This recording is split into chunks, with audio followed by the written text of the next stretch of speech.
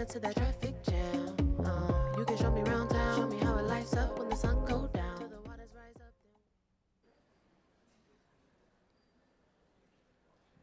Hola, bienvenidos, everyone. Welcome to the advocacy stage.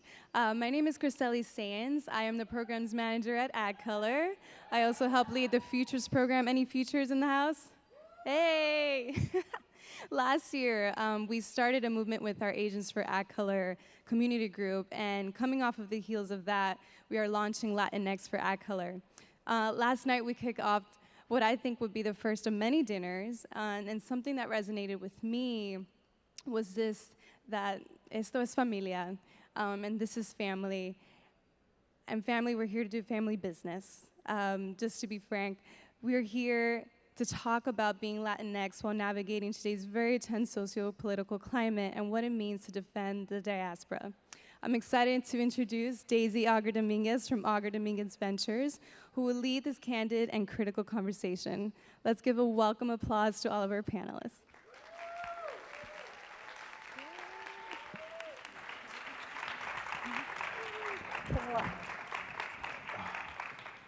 Buenas tardes, Adcolor. Yes.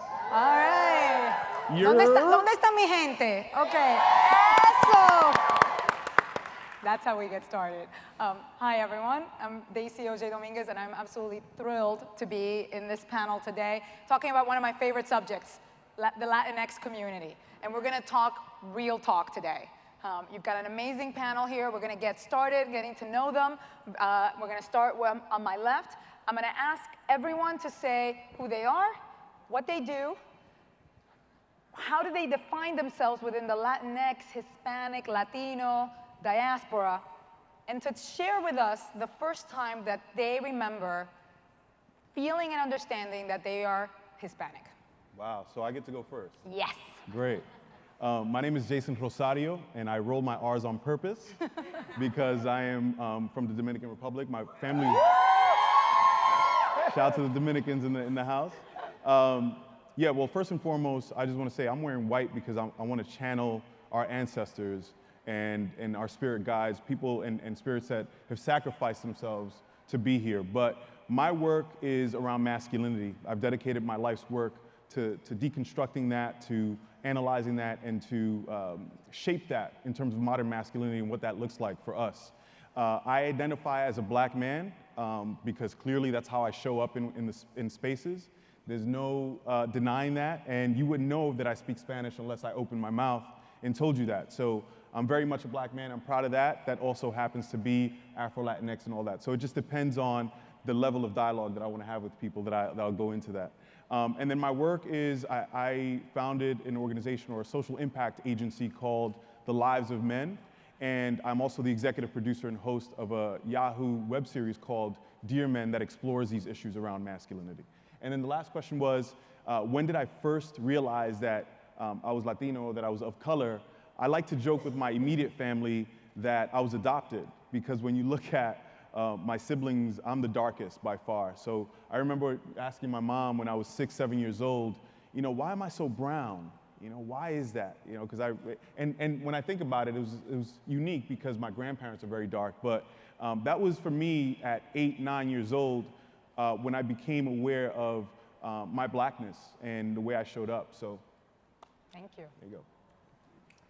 Well, hello, everybody. Yeah. I am Sam Ramirez Herrera. I roll my R's on purpose also.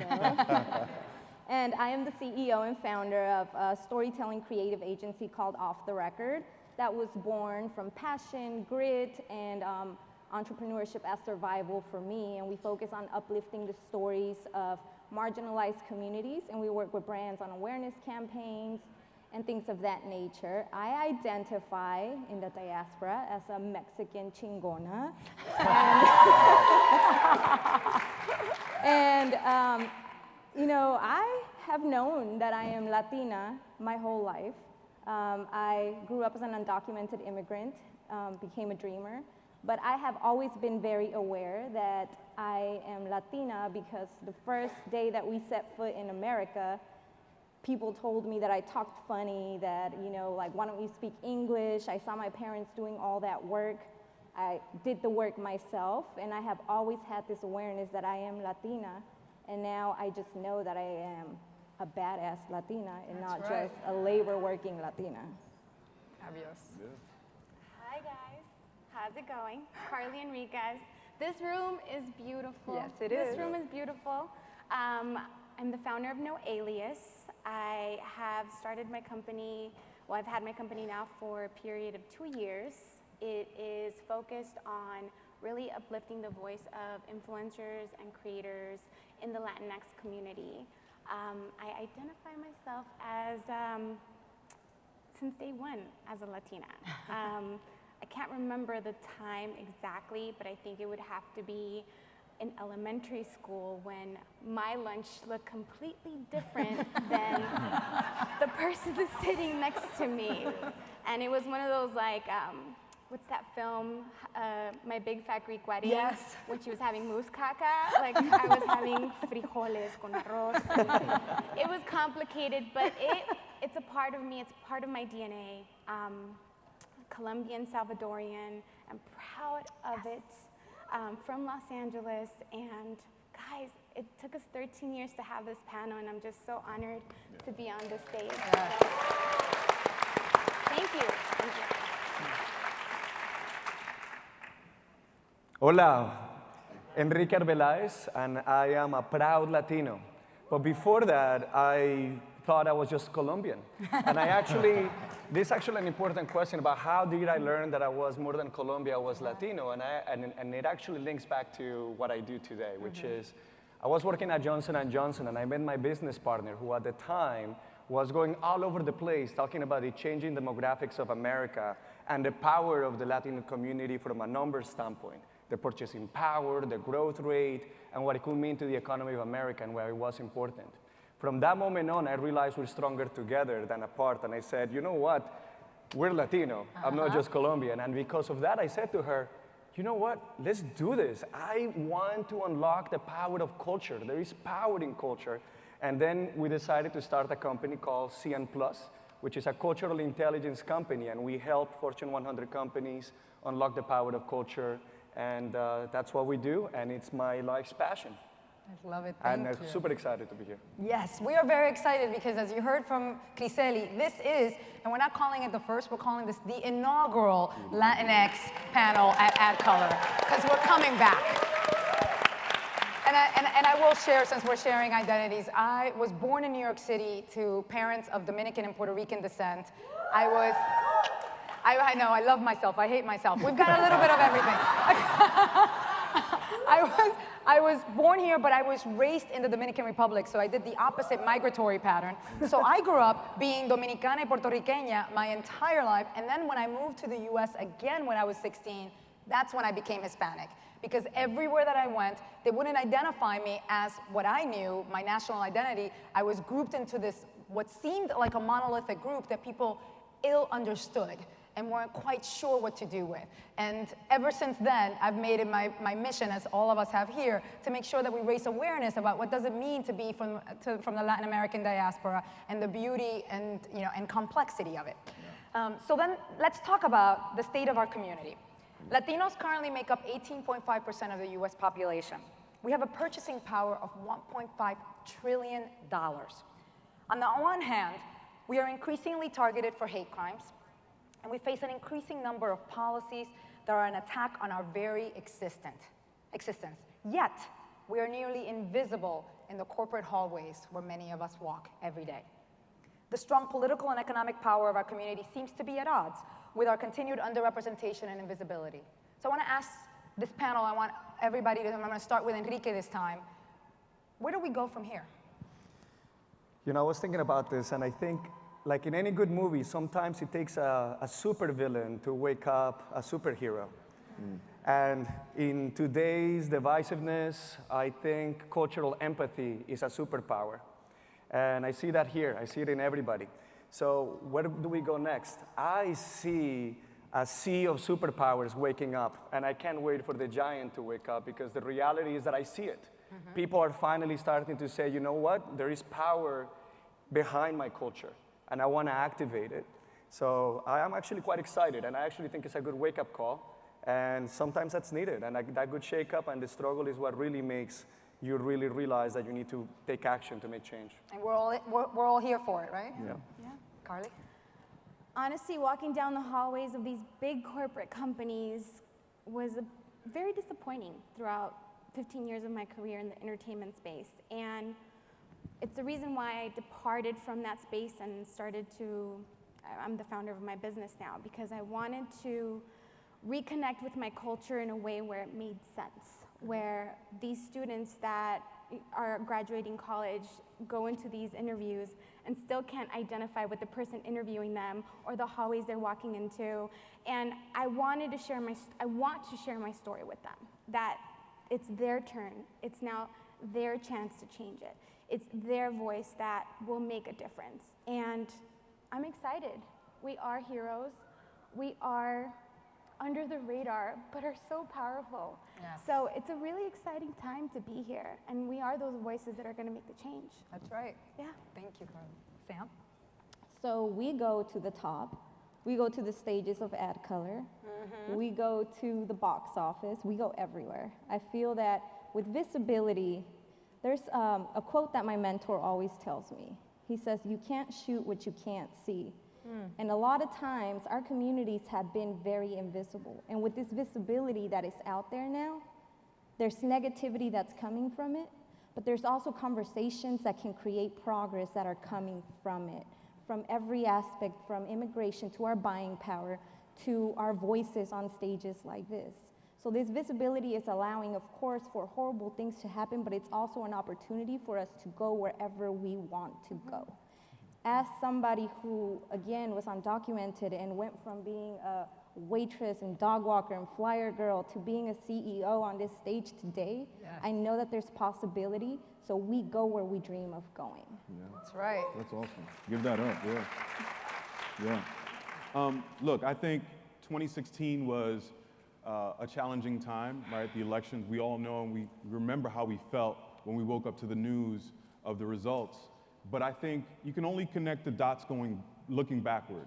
And looking backward, I think it was a tremendous opportunity because for me at least, it's the realization that the establishment isn't gonna do it for us. So what I think happened coming out of 2016 was that this happens, right? Adcolor creates a space for us, and we're now reaching across the aisle and working with one another because we realize that they aren't gonna do it for us. So when I think about that, and I think about who's in this room and who's at this conference generally, and the opportunity that we have to show out in numbers next year, right? To show and exercise our agency and our voices. But I want to remind you all that you can vote and you can exercise your agency more than just one way than just your ballot, for example. You have your economic power and you vote with your feet as well.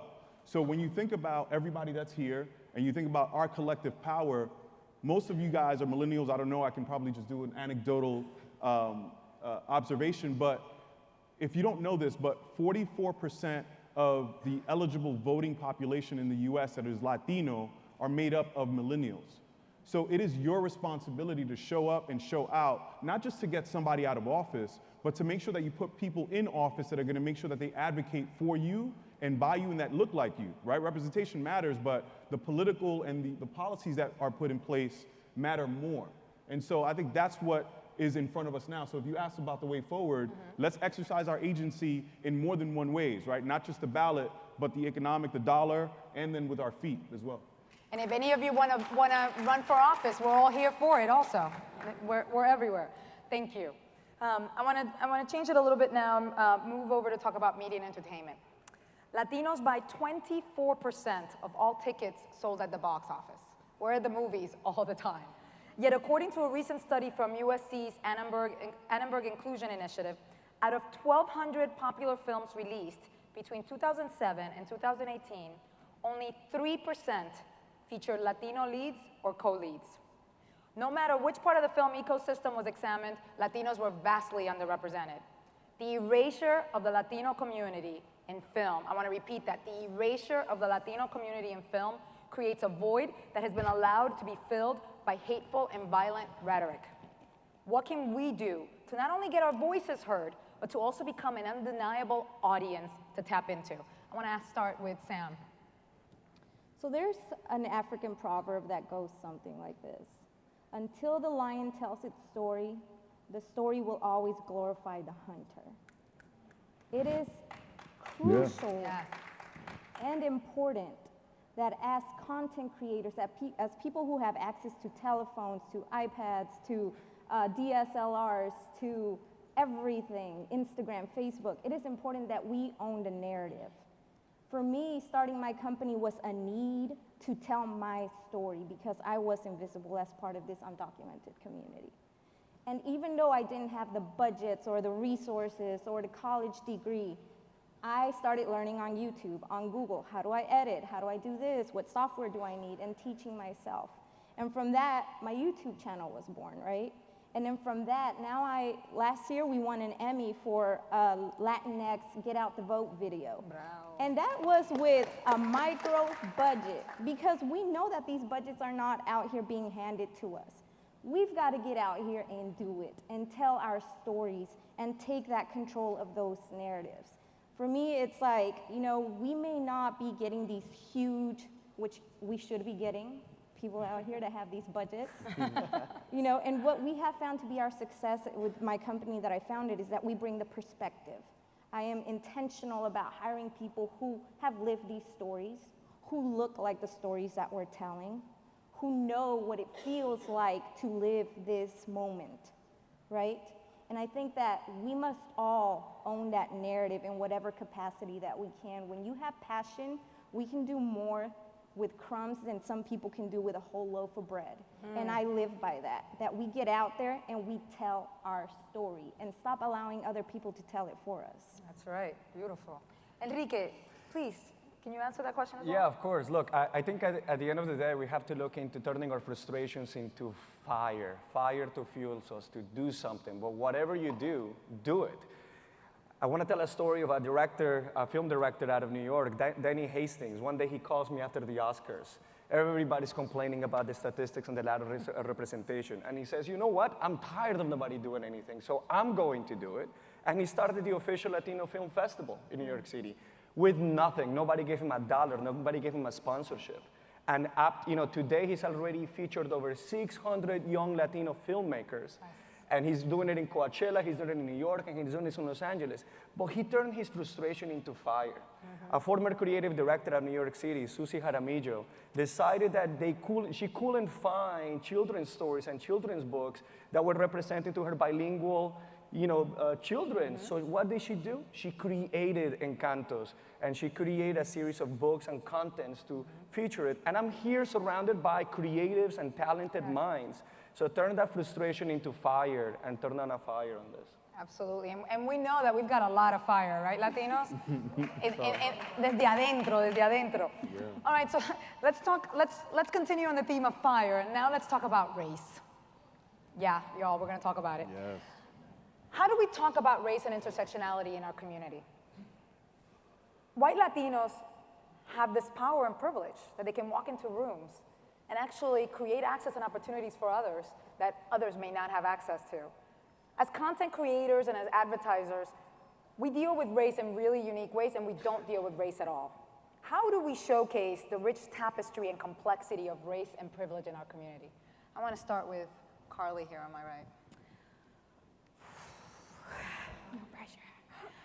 So I think the one thing that has helped me personally, and this is me sharing my experience, is genuine connection and communicating with these individuals that are still very confused on certain languages that they're using in, work environments, certain spaces of community where I have always felt very offended, when certain things are said involving my race, my culture, my people, and yes, we are very angry. Yes, we have a lot to say, but approaching those situations with that fire that you speak of does not help us. So the one thing that has helped me personally with that is speaking with them away from the platform, away from that environment where they really do understand and find that ground of relatability with you. where moving forward, you hope that your words did impact, and it could impact the future on how they speak, you know, in public environments. I think that's one thing that's helped me throughout the years, because it's very hard. It's very hard. But that's my 2 cents on that. Yeah, we're not really raised with understanding and building a racial muscle. No. Jason, I'm curious, and you started by describing your identity as an Afro-Latino. Yeah. And we don't often create spaces for Afro-Latinidad. Yeah. Can you talk to us a little bit about Absolutely. I'll start. Look, I'm incredibly grateful to be on this panel, but there's no reason why I should be the only black man on this panel. There's no excuse for that. Now, that said, this is the first, and I'm sure that we're going to cast as wide a net as we need to make sure that more representation exists. But I want to make sure that I call that out, because that's important. But as it relates to intersectionality, I think the first thing we need to do is re-educate ourselves about what it means, what intersectionality means in our community specifically, right? And go beyond the macro intersections of race and color, et cetera, and examine that we're marginalized in different ways, including immigration status, including economic status, including class and color, et cetera. So once we do that and do the work of identifying where we fall in the privilege continuum, then we can take action from there, right?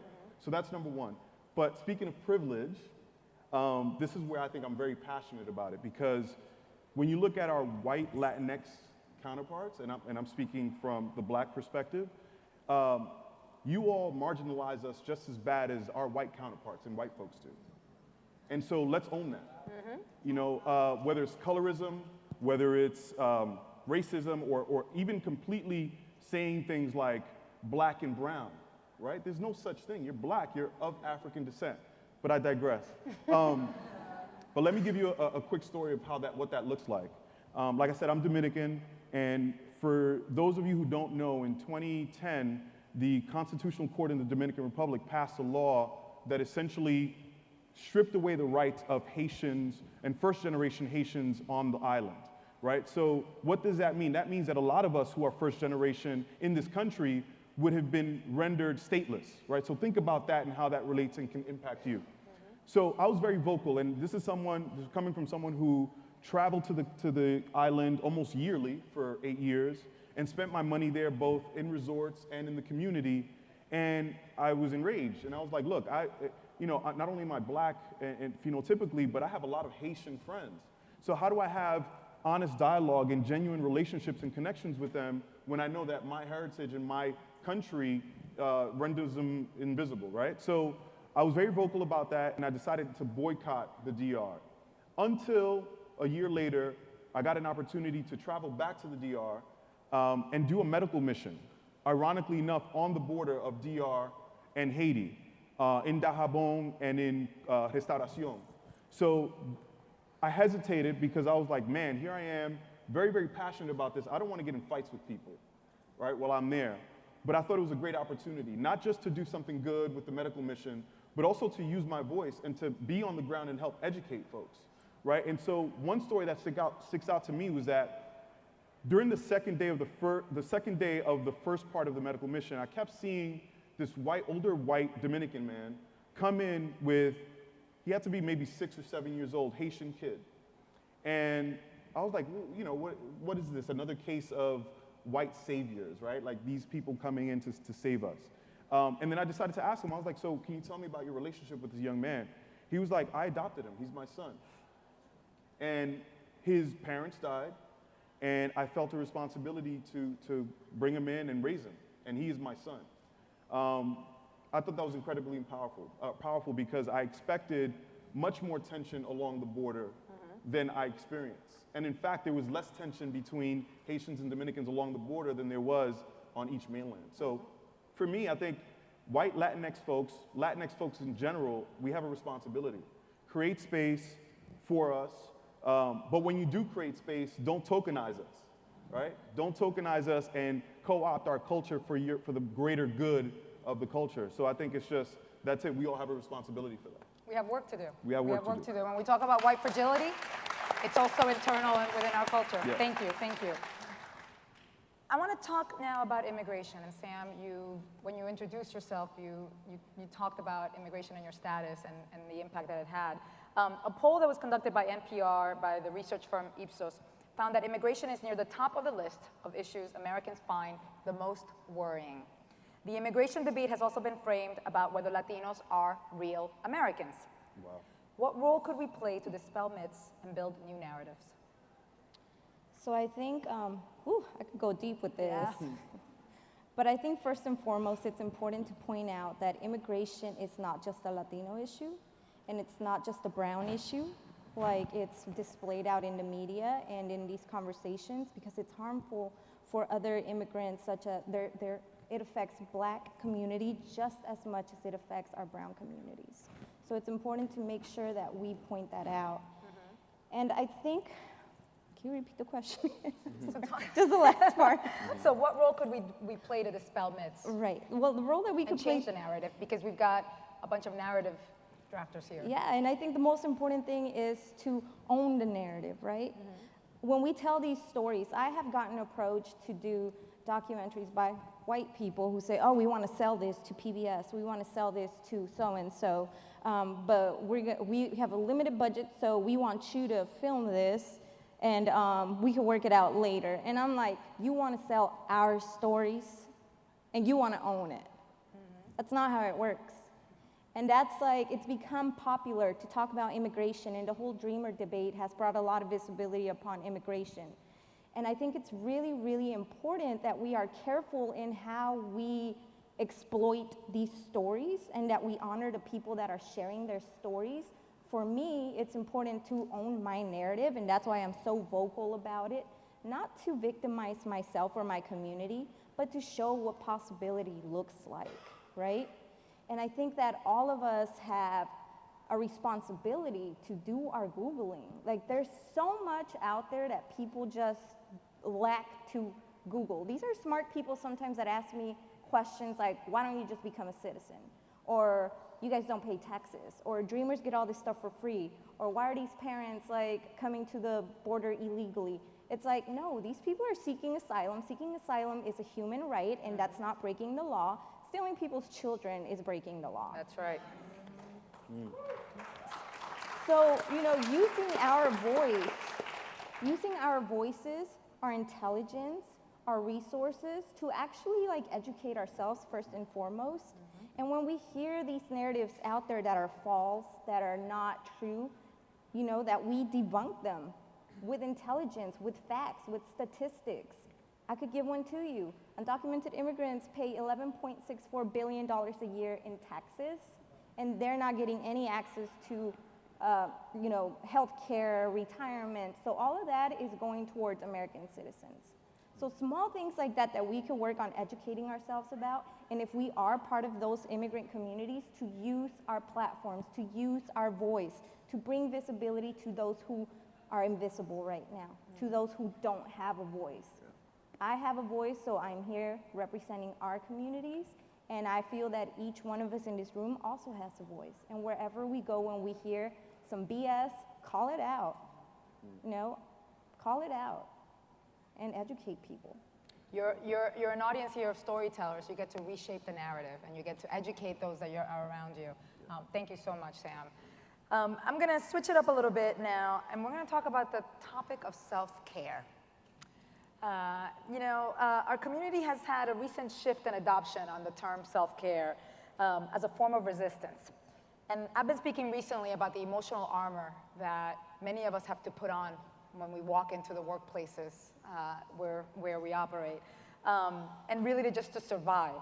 But I think that many of us perhaps were raised in families like mine, where self-care was seen as a very selfish act, as something that only the very privileged do, something that we're not allowed to do, not much less afford.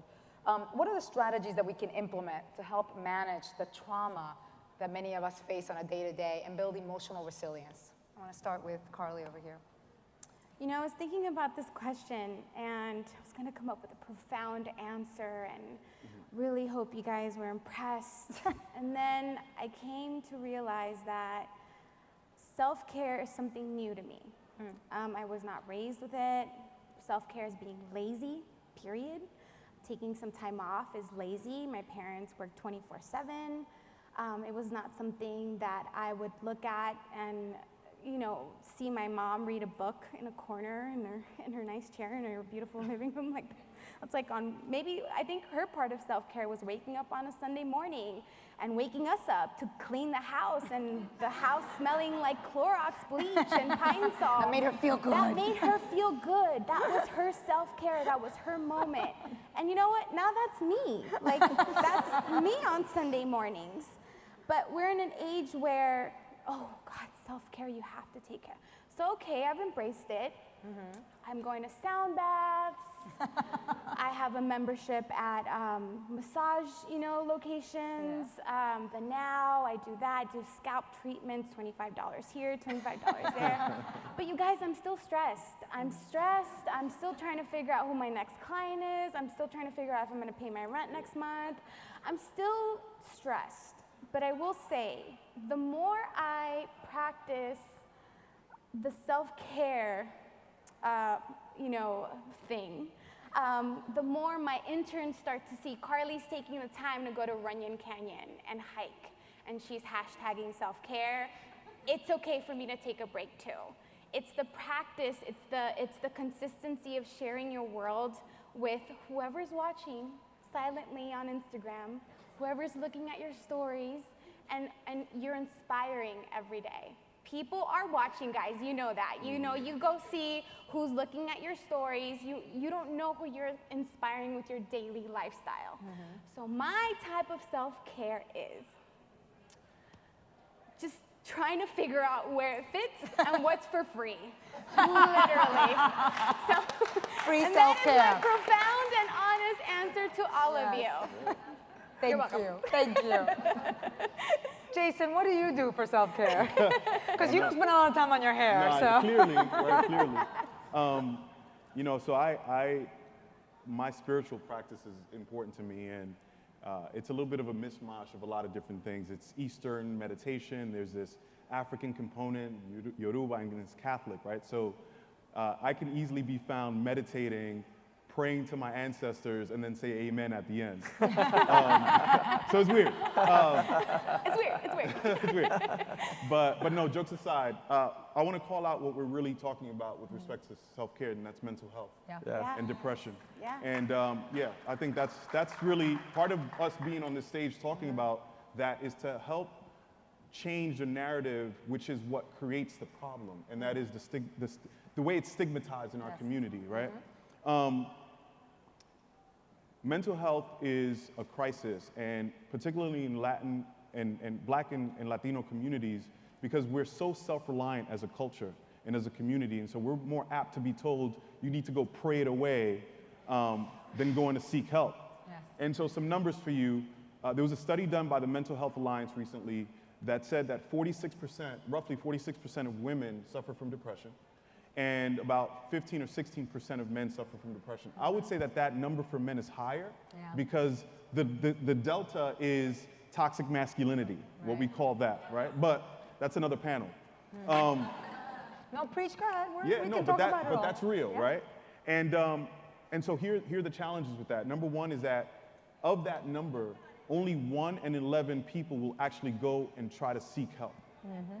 And of that number, right? So, and that part of that is because there's nobody that looks like them on the other side of the couch, for lack of a better word, because only 1% of the registered psychiatrists in the Psychiatrists Association or whatever identify as Latino, right? And so for all of us, we know that we do business with the people that we feel comfortable with and that can relate to us. And so clearly, you're not gonna, number one, it's stigmatized, and you don't wanna go because you don't wanna be perceived as, you know, lacking something. But then if you're definitely not gonna go if you don't see someone representing you on the other side of that. So for us, and it's us here on this panel, but everybody in the room, is we need to do our part in reshaping and redefining the narrative of what mental health and depression and anxiety looks like. It's not a bad word, it's not a 4-letter word, and it's very real. And our communities are more apt to die from depression and suicide than they are from any wall that's being built. Okay, so we need to really make sure that we take that seriously, much more seriously than we are, and it starts with having this conversation here. Absolutely. And it is indeed a form of resistance. We are here. Yeah, We're keeping totally. ourselves healthy and safe so that we can keep on doing If the I may, I proud. want to add Please. something to that because it's actually hitting home because we've done a lot of work in the mental health space and we don't recognize the big challenge we have. And then I realized as much as we read the statistics, what am I doing for my own mental health? And a little bit of a tip of what I do is I actually have a circle of trust of dear, dear friends. And I realized, well, for me, mental health is recognizing that the love that I know some of my friends have for me and the mutual love that we have, that are my brothers, that are my cousins, son mis primos.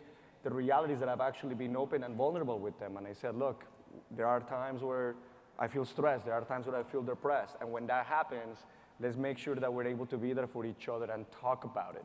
So the real recommendation is have that conversation with somebody so that you know you can be there for each other and you can give yourself that 911. And it's super healing when you're able to just take it down and take the mask off because we're supposed to project this life in social media of perfection and everything. It's never perfect. I can tell you, I've met the most successful people in the world. Heck, I've met billionaires who suffer from depression, and I've met billionaires and extremely successful people that in the outside of the world, you see them on TV, you see them in the front of a magazine, but underneath there is a river of struggle and depression and loneliness that is going through. But the number one step is have somebody to talk to. So find somebody that you trust, one of your primos and your cousins, and say, you know what? Look, as much as we want to talk about other stuff, let's have a point in time to know that sometimes it's good to vent, and it's good to hear each other out. Yeah. So have that. And it's good to model that for our children. It's good to model that for the younger folks in our community. Yeah. I want to talk about something that happened recently. Over 200 Latinos in Hollywood recently came together to send a message of solidarity and love to the Latinx community called Mi Querida Familia. Has anybody read the letter, Mi Querida Familia?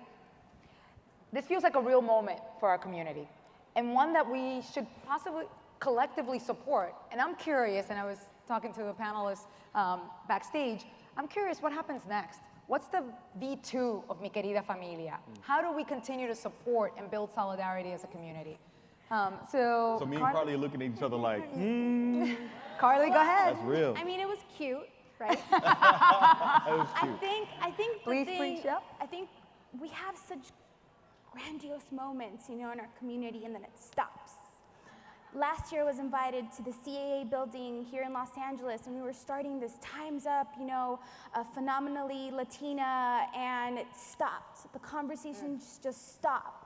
And I think what we need to do is localize these conversations with your own community, in your own marketplace, with your own group of people. That continues the conversation. The conversation continues to get fueled. And honestly, I'm a little tired of supporting it and champion these movements, and then it just stops. So how do we keep them going? Well, how do we keep them going? Yeah.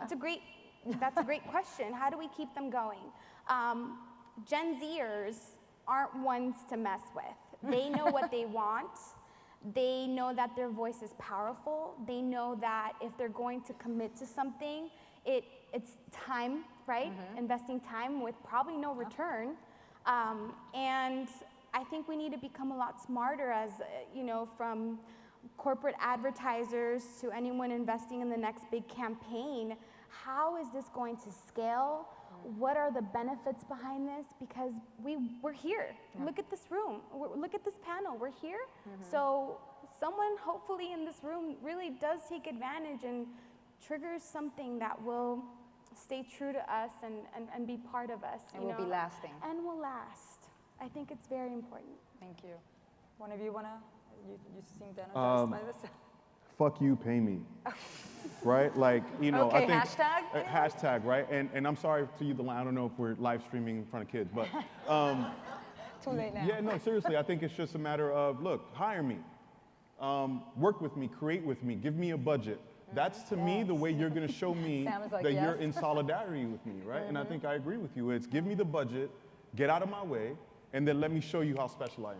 That's And right. then that's when, for me, is when things are gonna actually change from these writing letters and hashtags and tweeting and, I don't know. I can be Right. here forever, but No, That's it. that's good. You know, we recently have been talking about gender pay equity, Yeah. and a lot of women that I know are saying like, let's stop talking about it, just pay me. That's it. It's like, just pay pay me. me like everybody else. Okay, I can't believe we're almost at time here. I would like to close centering on the theme of this conference, which is take a stand. And I'd like to ask all of my fellow panelists to talk about what does take a stand mean for you, and how do you take a stand in your life? Enrique, you're looking at me pensively. You know, So. to me, it's always started with myself. It really is, you know, looking at myself in the mirror and saying, the first person I need to impress is myself. And if I am good, I will do good. So do good by being good, or even better, do great by being great. Because you are the first person that you are influencing the people that surround you in your community. And that by itself is probably the very first thing that I do. And then the second thing that I add to that layer is I align my talent with my purpose. And every single thing that I do and the company that I have built has been grounded and anchored on elevating culture. And you know, not only for us, but the way we do it is we're trying to drive action and changing the hallways of corporate Americas. We're having the uncomfortable conversations of sitting in front of a C-suite and making them feel uncomfortable about having conversations that they're afraid to have, inside their own doors. But that's okay, that is needed. Because it does us no good to talk amongst ourselves. We need to be able to reach out and making, the other side see what they don't necessarily see. And something amazing happens when you have these conversations, because I literally had CMOs of publicly traded companies walk up to me afterwards and say, you know what, Enrique, we've been looking at the statistics and the demographics for over a decade, so we know the numbers. We just don't know how to do it. We don't know how to do it. And when they realize that their team, they don't have the diversity within it, they're afraid to take a misstep. And because of that, they get frozen. So I've made my purpose in life to be in those rooms and to evangelize and to be able to recognize that, culture is a superpower, and if you unlock it, there is growth behind it. So it is about start with yourself, but then also, align that with your own purpose. Thank you. Carly? How do you take a stand? What does that mean to you? I'm tired of standing.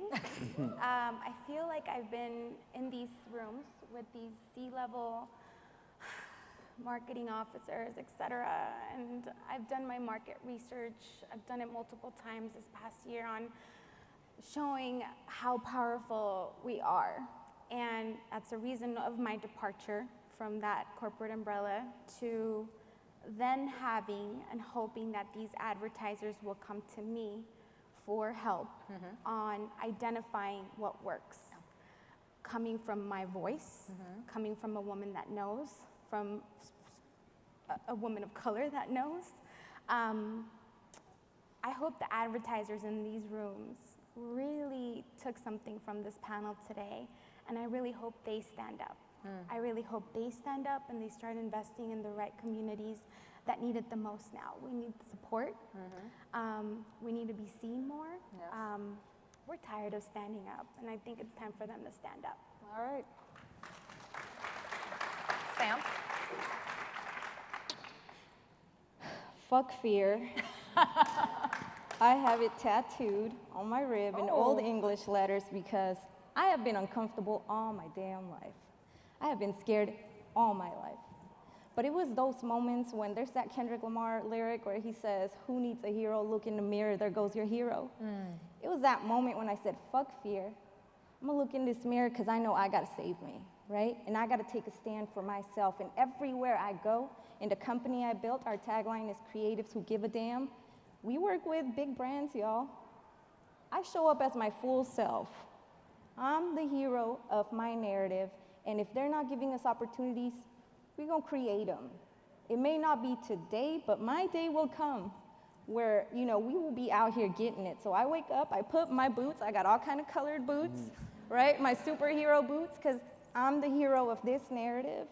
And I believe that we all can take a stand by showing up as our full selves and knowing that we can't wait for the power to be handed to us.